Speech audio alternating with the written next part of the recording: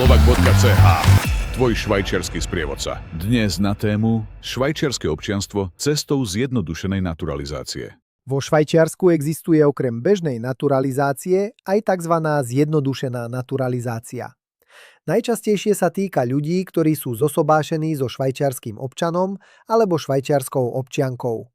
Ak žijete vo Švajčiarsku, môžete o ňu požiadať vtedy, keď ste vo Švajčiarsku žili celkovo aspoň 5 rokov. Z toho posledný rok pred podaním žiadosti nepretržite a zároveň žijete najmenej 3 roky v manželstve so švajčiarskym občanom alebo občiankou.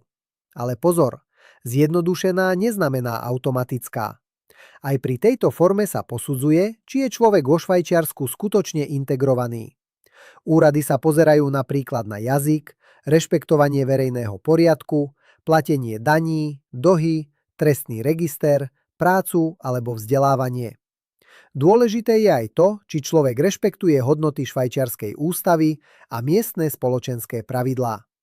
Vo Švajčiarsku bol napríklad prípad, keď žiadateľke nebolo občianstvo udelené aj preto, že z náboženských dôvodov nepodávala mužom ruku na pozdrav. Federálny súd v tomto prípade potvrdil, že nejde o samotné náboženstvo, ale o otázku integrácie a rešpektovania bežných spoločenských zvyklostí.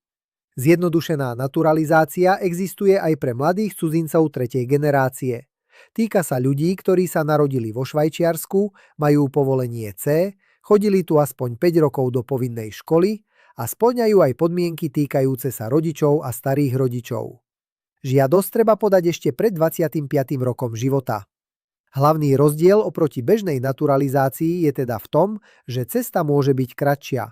Stále však platí, treba splniť podmienky, pripraviť doklady a počítať s tým, že úrad bude skúmať nielen papiere, ale aj to, či je človek naozaj súčasťou švajčiarskej spoločnosti.